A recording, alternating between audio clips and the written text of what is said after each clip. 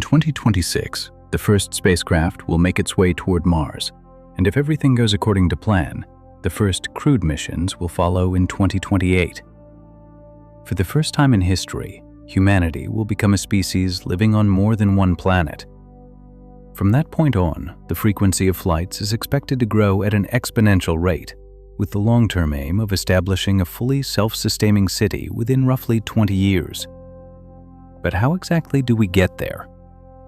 The first obstacle to overcome is leaving Earth itself, and this is where fuel efficiency becomes absolutely critical. The majority of energy is burned fighting Earth's gravity during launch, because once a spacecraft breaks free into space, there is no air resistance to slow it down, so it can coast along the right trajectory without burning any additional fuel. If the heading is correct, it simply becomes a matter of waiting to arrive. Stopping at the moon to refuel would actually cost more in fuel than it would save, since landing on the lunar surface and lifting off again consumes more energy than flying straight to Mars. The more logical approach, then, is this. A Mars-bound rocket launches and burns the bulk of its fuel to escape Earth's gravity well. Once in low Earth orbit, a second vessel carrying fresh propellant rendezvous with it and tops up the tanks. So how often does a launch window to Mars actually open up? Earth completes one orbit around the Sun in a year, while Mars takes nearly 1 year and 11 months. This means the two planets align favorably only once every 26 months. That is precisely why 2026 is the target year for the first test flight to Mars, with humans following in 2028. The total travel time depends on how fast Starship can accelerate and then slow down at the other end. But with current technology, each leg of the journey will take roughly 6 months. This is also why SpaceX intends to dispatch at least 5 ships on every single mission. And it is Starship, above all else, that makes reaching Mars economically conceivable. Back in the 1980s, carrying 1 kilogram of cargo to orbit aboard the space shuttle cost more than $75,000. Progress was made over the decades, but only incrementally. Then SpaceX entered the picture, and in roughly 15 years, it drove the cost down from around $12,000 per kilogram to just $200, a reduction of about 375 times compared to the shuttle. Even so, building a city on Mars capable of sustaining itself without constant resupply from Earth would require at least 1 million tons of equipment, which at current prices would run to more than $1 trillion. To put that in perspective, the entire GDP of the United States is around $29 trillion. If launch costs could be brought down by another factor of roughly 1,000, however, the total price tag for a self-sustaining multiplanetary civilization would drop to around $1 trillion spread over 40 years, meaning approximately $25 billion per year. With that, the exit from Earth is accounted for. Now comes the next daunting challenge: arriving at Mars. Unlike Earth, Mars has an extremely thin atmosphere, with a density barely 1% of our own. That makes it nearly impossible to rely on atmospheric drag alone to bleed off speed. And when you are hurtling in at over 20,000 kilometers per hour, your deceleration plan needs to work flawlessly, because any failure turns your spacecraft into the most expensive meteorite in history. SpaceX's answer to this is the belly flop system, a name borrowed from the belly-first cannonball dive you might see at a swimming pool. The spacecraft mimics that motion by turning sideways as it descends, using its entire body as an aerodynamic brake against the thin Martian air, dragging speed away as efficiently as possible. As the ground approaches, Starship rotates back to vertical and fires its engines for a controlled, upright touchdown. The next challenge is choosing where to land. The Martian surface is littered with craters, boulders, and treacherous slopes, and the last thing anyone wants is to add more craters to the count. A flat landing zone is obviously the priority, but the real question is not just where to touch down safely, it is where to build a lasting home. 3 main factors determine which locations make sense. The first is access to water. Mars does not have rivers or lakes. Its water exists mostly as ice buried beneath the surface and locked in the polar caps, sheltered from the brutal environment by layers of dust and rock. To use it, settlers will have to dig, because water is essential not just for drinking, but for producing oxygen and fuel as well. Critically, this ice needs to be accessible, meaning it should lie within 5 meters of the surface. The second factor is sunlight. The best sites sit relatively close to the equator, at latitudes below 40 degrees, where solar radiation is stronger and temperatures are less severe, hovering around -60 degrees. This makes energy generation easier and habitat maintenance more manageable. Martian dust storms are a serious concern, so the ideal location balances good sun exposure with lower dust activity. The third factor is geological stability. Landing on a broad plain not only simplifies the descent, but also reduces exposure to unstable slopes and avoids zones with recent geological disturbance or fresh craters. Low-lying terrain is preferable, ideally between -3 and -4 kilometers below the Martian datum.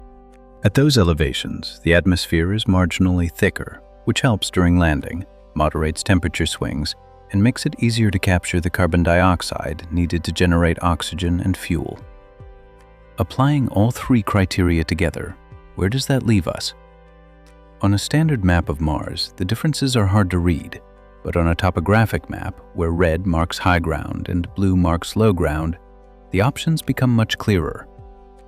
One of the most promising sites scientists have pinpointed is Arcadia Planitia. Sitting at nearly -4 kilometers elevation and at a latitude of around 40 degrees, it is among the flattest and safest stretches of terrain on the planet, and there is strong evidence of accessible underground ice right beneath it. With the landing site identified, the logistical sequence can begin.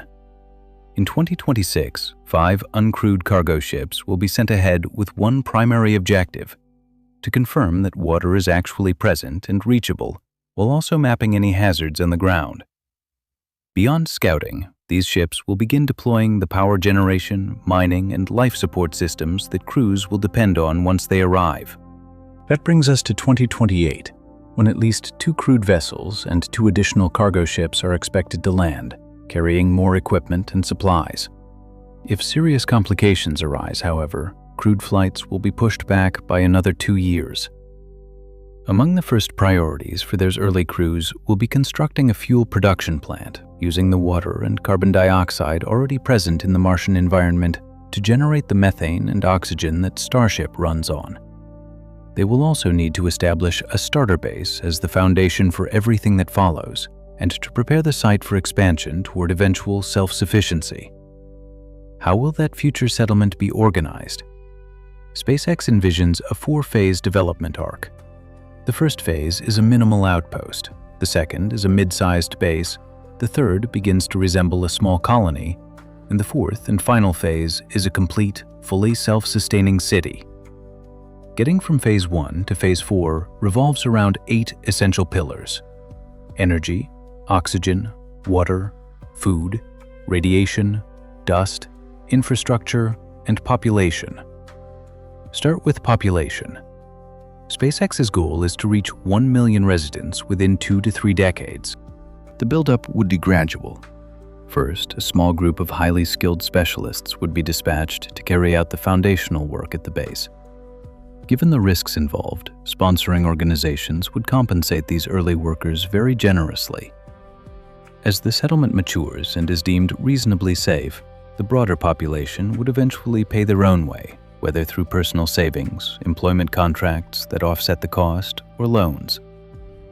The health of everyone living on Mars will be one of the most intricate challenges the colony faces, because the conditions there affect the body and the mind in ways Earth simply does not. One of the most immediate physical problems is adapting to Martian gravity, which is only 38% as strong as what we experience here.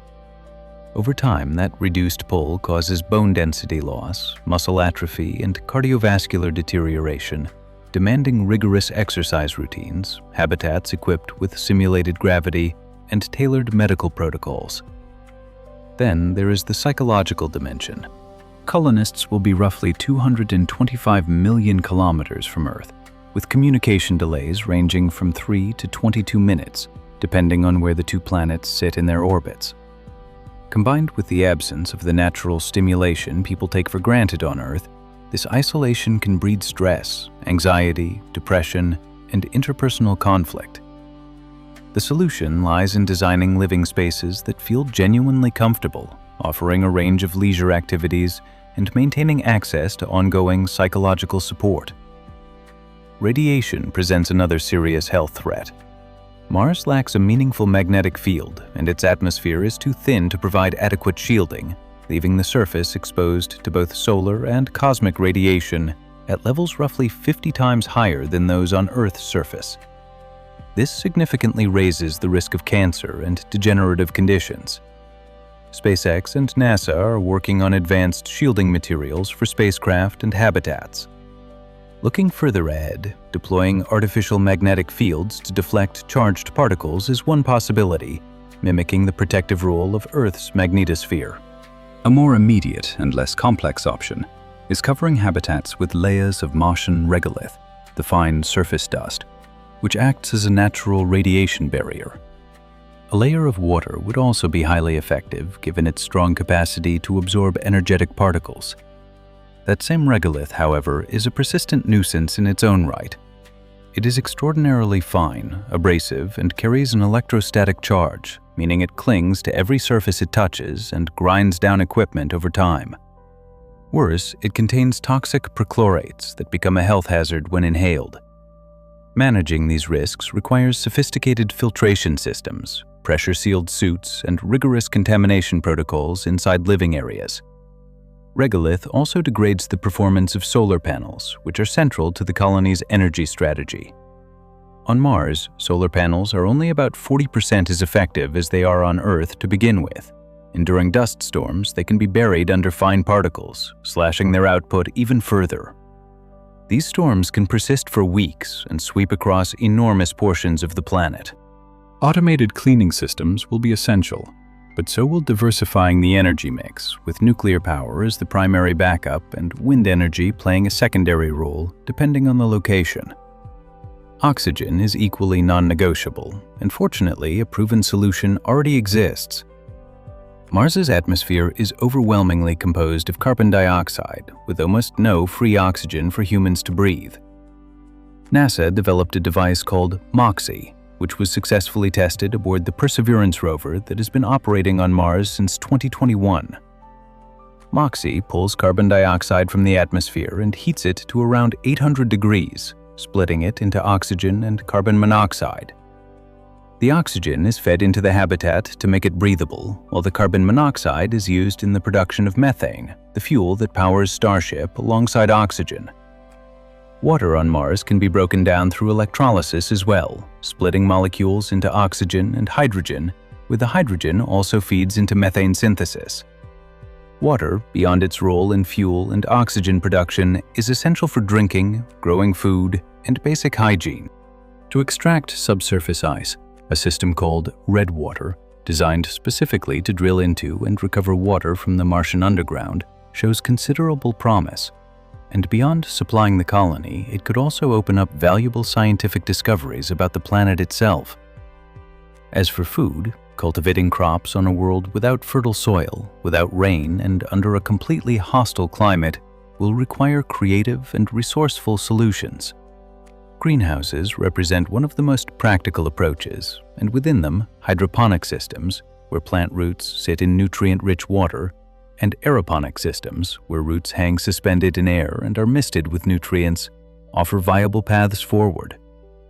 These setups can be integrated into pressurized habitats and powered by artificial lighting or filtered sunlight. Over the longer term, Martian regolith could be chemically processed to convert it into something resembling fertile growing medium, boosting the colony's capacity to feed itself. Beyond nutrition, Martian agriculture would also contribute partially to recycling air and water within the habitat. Infrastructure underpins everything else. Before the first humans step onto the surface, autonomous robots will have already been at work leveling terrain, piling regolith over habitats for radiation protection, and setting up solar panels and other power systems.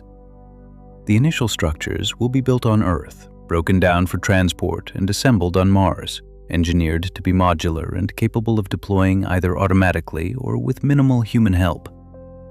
As the population grows, internal transit systems, power generation facilities, and storage for water and food will all need to be built out.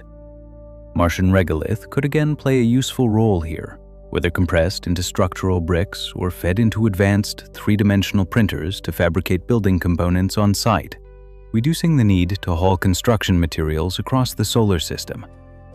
Communication infrastructure is equally critical. Mars sits on average 225 million kilometers from Earth, meaning a signal takes about 12.5 minutes to travel one way. That delay is not fixed, though.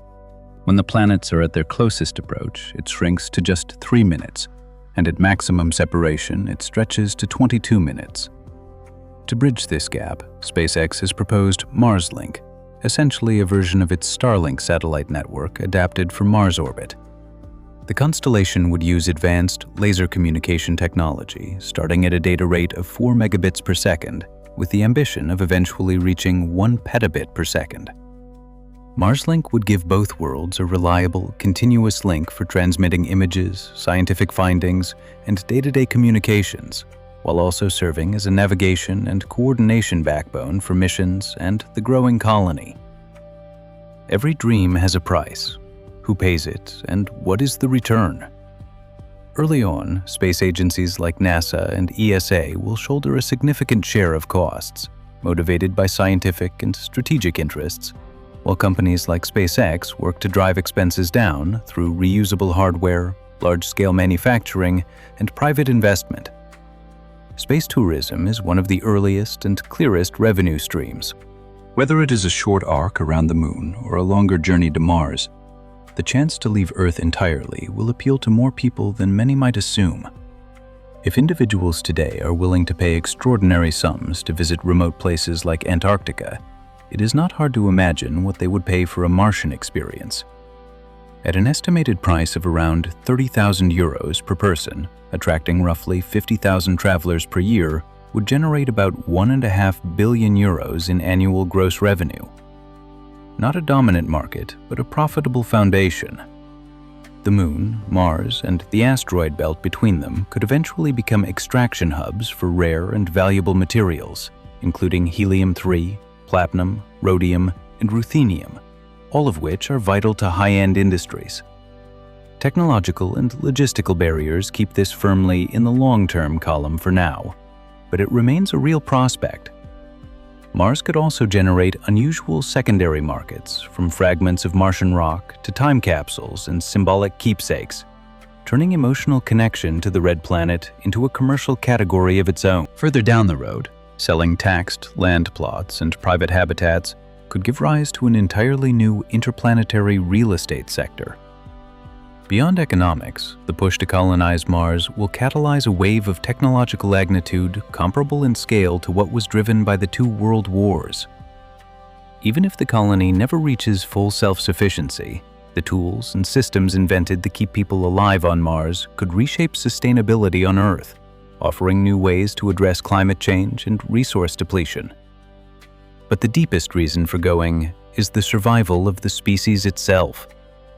Reaching Mars is far more than an adventure or an ambition.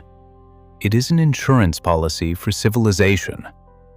Spreading humanity across 2 worlds shields us from existential threats and ensures that no single catastrophe, whether a 3rd World War or anything else, can extinguish everything we have built.